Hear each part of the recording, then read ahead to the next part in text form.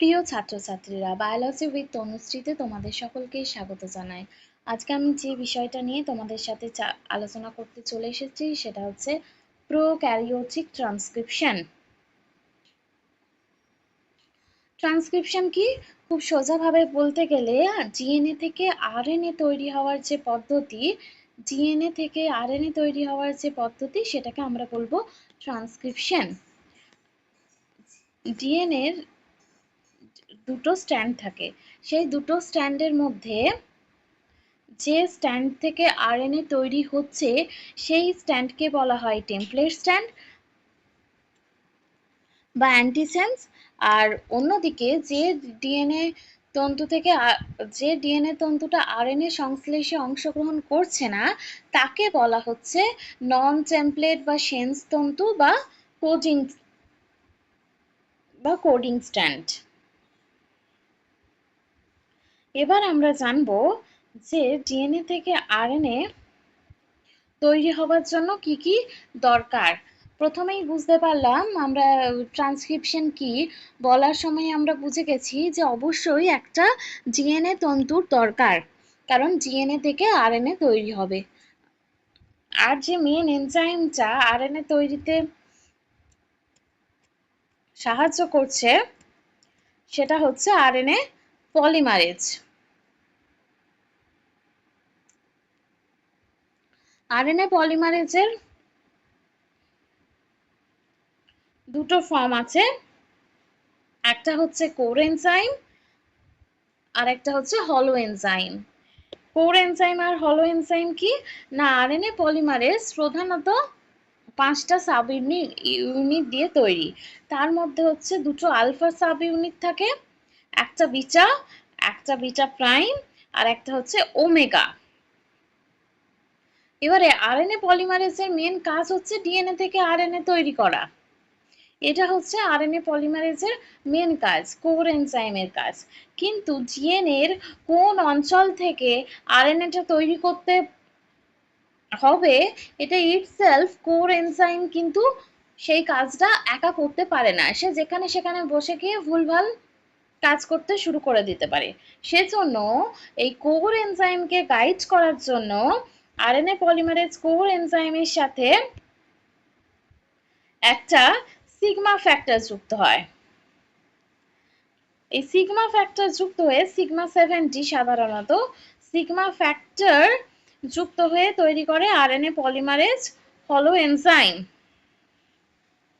এটা কি এর তাহলে হলো এনজাইমের কাজ কি না, ডিএনএর কোন জায়গা থেকে আরএনএ তৈরি করতে শুরু করবে সেই স্পেসিফিক রিজিয়নটাকে আইডেন্টিফাই করে হচ্ছে সিগমা ফ্যাক্টর। এই কোর এনজাইমের সাথে যখন সিগমা ফ্যাক্টর যুক্ত হচ্ছে সেই এনজাইমটাকে আমরা বলবো হলো এনজাইম। ঠিক আছে, এই সিগমা ফ্যাক্টর এই ডিএনএ যে অঞ্চল থেকে অঞ্চলে এসে সিগমা ফ্যাক্টর এসে বসে যাচ্ছে সেই অঞ্চলকে, সেই নির্দিষ্ট অঞ্চলকে বলা হচ্ছে প্রোমোটার। তাহলে সিগমা ফ্যাক্টরের কাজ কি, প্রোমোটার অঞ্চলকে খুঁজে পাওয়া। আর তারপর প্রোমোটার অঞ্চলে যেই সিগমা ফ্যাক্টর প্রোমোটার অঞ্চলকে খুঁজে বের করে দিল, সেখানে গিয়ে কি হলো, আরএনএ পলিমারেজ হলো এনজাইম বসে গেল। এবারে আরএনএ পলিমারেজ হলো এনজাইম কি করছে, ডিএনএর একটা নির্দিষ্ট অঞ্চলে গিয়ে বসে পড়ছে। যে নির্দিষ্ট অঞ্চলে গিয়ে আরএনএ পলিমারেজ যুক্ত হচ্ছে তাকে বলছে প্রোমোটার।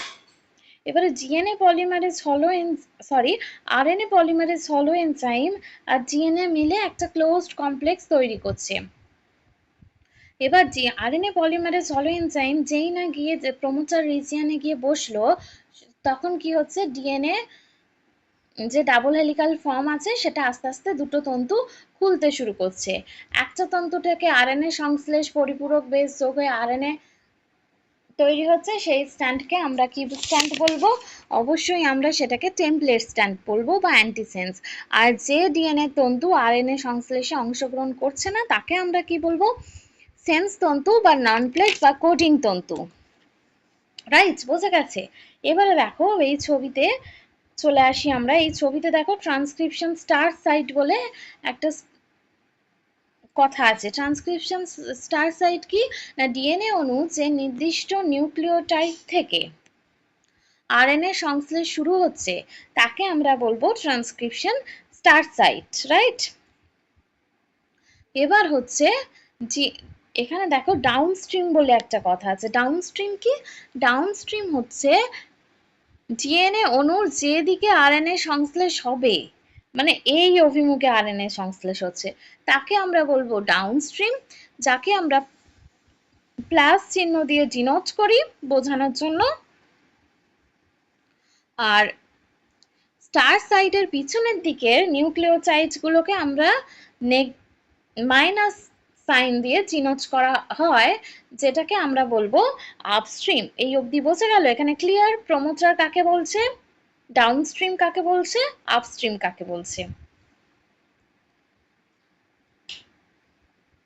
এবার হচ্ছে ডিএনএ অণুর -10 বেস পেয়ারে। কেন -10 বলছো? দেখো ট্রান্সক্রিপশন স্টার্ট সাইডের উল্টো দিকে রয়েছে, তাই না? সেজন্য একে মাইনাস, অর্থাৎ সে আপস্ট্রিমে আছে।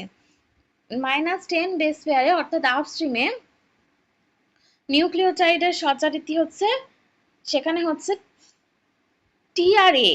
এই দুটো নিউক্লিওটাইড বেশি পরিমাণে থাকে বলে একে বলা হয় চাচা বক্স বা ক্রিবনো বক্স।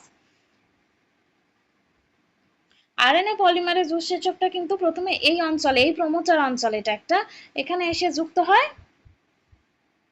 আর এখানে বন্ডগুলো খুব হালকা থাকে, এইচই ডাবল হাইড্রোজেন বন্ড দিয়ে যুক্ত থাকে, সেজন্য সহজেই আরএনএ পলিমারেজের সাহায্যে এই এখানে কিন্তু ডিএনএ ডাবল হেলিক্যাল ফর্মটা ভেঙে যায়, দিয়ে ওপেন কমপ্লেক্স তৈরি করে। আরেকটা প্রমোটার রিজিয়ন আছে যেটাকে বলা হচ্ছে জিসি বক্স। এর কাজ কি হচ্ছে? এটা সিগমা ফ্যাক্টর দ্বারাই রেকগনাইজ হয়, যেখানে সিগমা ফ্যাক্টর কিন্তু ইনিশিয়ালি এসে বাইন্ড করছে। এই যে ট্রান্সক্রিপশনের ইনিশিয়েশনে খুব ভালো করে লক্ষ্য করো এই ছবিটা। বলছে এখানে একটা কথা লেখা আছে, DNA double helix is separated at the -10 region. -10 রিজিয়নে কি আছে? এটি বেস পেয়ার, আগেই বললাম, যেটা এই এটি বেস পেয়ারটা কি, যে ডাবল হাইড্রোজেন বন্ড দিয়ে বাইন্ড থাকে বলে খুব সহজেই ভেঙে যাচ্ছে, দিয়ে ওপেন কমপ্লেক্স তৈরি করছে, রাইট? এবার হলো এনজাইমের কাজ হচ্ছে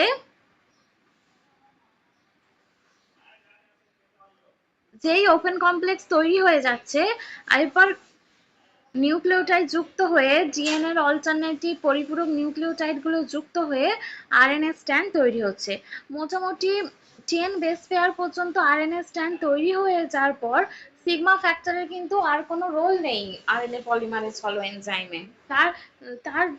আরএনএ পলিমারেজের মধ্যে তার প্রধান কাজ হচ্ছে প্রমোটার রিজিয়নকে রেকগনাইজ করা বা ট্রান্সক্রিপশন স্টার্ট সাইট, প্রমোটার রিজিয়নকে খুঁজে বের করে ট্রান্সক্রিপশনটা শুরু হয়ে যায়।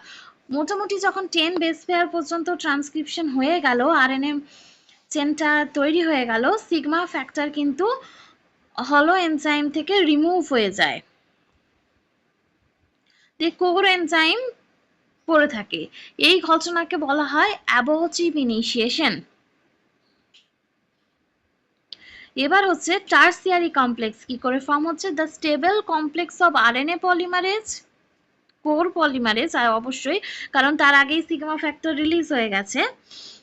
কোর আরএনএ পলিমারেজ, ডিএনএ আর যে আরএনএটা তৈরি হচ্ছে সেই তিনটেকে নিয়ে তৈরি হচ্ছে টারসিয়ারি কমপ্লেক্স।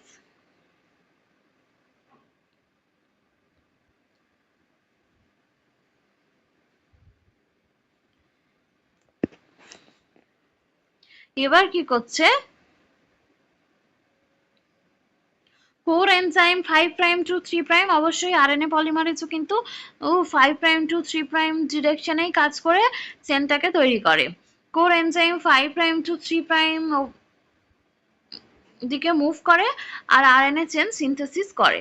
এরপর বিভিন্ন রকম এনটিপি মানে হচ্ছে এটিপি হোক, জিটিপি হোক, ইউটিপি হোক, সেগুলো অ্যাক্টিভ সাইটে প্রবেশ করে। তারাও 5 প্রাইম টু 3 প্রাইম অভিমুখে যায়, কারণ এরা মেন শক্তি যোগায়।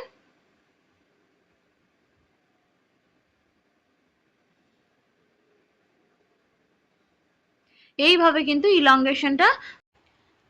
এবার আমরা পড়ব প্রোক্যারিওটসের ট্রান্সক্রিপশনের টার্মিনেশন কিভাবে হয়।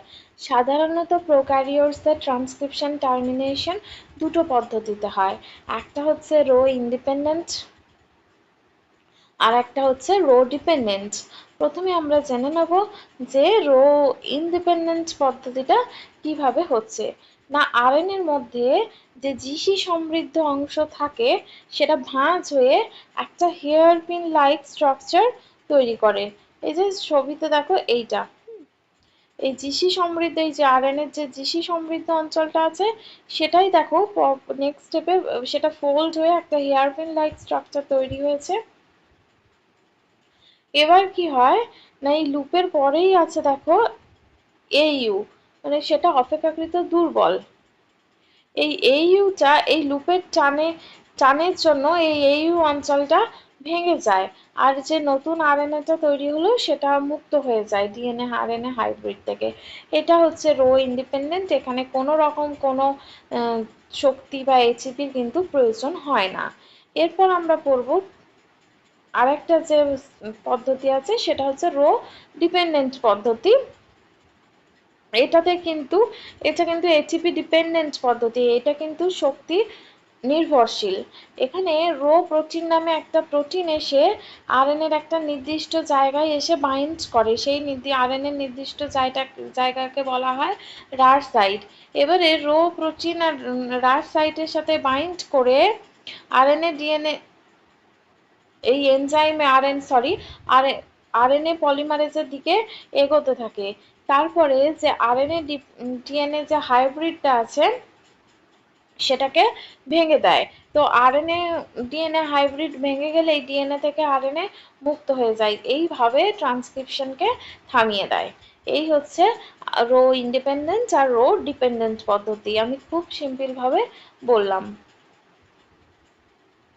এই প্রসঙ্গে বলে রাখি দুটো কথা, সেটা হচ্ছে প্রোক্যারিওটিক কোষে নিউক্লিয়ার মেমব্রেন কিন্তু থাকে না, সেজন্য ট্রান্সক্রিপশন আর ট্রান্সলেশন একই সাথে কিন্তু ঘটতে থাকে, সাইমালটেনিয়াসলি ঘটতে পারে।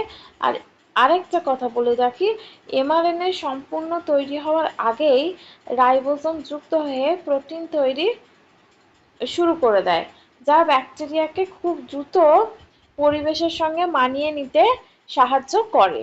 এই দুটোই কথা। এখানে আমি একটা চার্টের মাধ্যমে দেখিয়েছি যে কোন এনজাইম বা কোন ফ্যাক্টর কি কাজ করে। এখানে হচ্ছে কোর এনজাইম আর কি করে না আরএনএ চেনের ইলংগেশনে সাহায্য করে। কোর এনজাইমের সাথে যখন সিগমা ফ্যাক্টর মানে হলো এনজাইম তৈরি করছে, সিগমা ফ্যাক্টরের কাজ, তার কাজ কি, হলো এনজাইমের কাজ হচ্ছে ক্লোজড আর ওপেন কমপ্লেক্স ফর্ম করা। আর হলো এনজাইমের মধ্যে আছে সিগমা ফ্যাক্টর, তার কাজ কি, সিগমা ফ্যাক্টর হচ্ছে ডিএনএর সঠিক রিজিয়নকে প্রমোটার রেকগনিশনে সাহায্য করে, মানে কোন অঞ্চল থেকে ট্রান্সক্রিপশন শুরু হবে সেটা গাইড করার কাজ হচ্ছে সিগমা ফ্যাক্টরের। আর রো ইন্ডিপেন্ডেন্ট একটা হচ্ছে হেয়ারপিন স্ট্রাকচার তৈরি হয় আর দিয়ে স্ট্রাকচারটাকে ডিস্টেবিলাইজ করে। আর rho independent rho protein dark সাইটে এসে যুক্ত করে, তারপরে ডিএনএ আরএনএ হাইব্রিডকে ভেঙে দিয়ে ট্রান্সক্রিপশন থামিয়ে দেয়।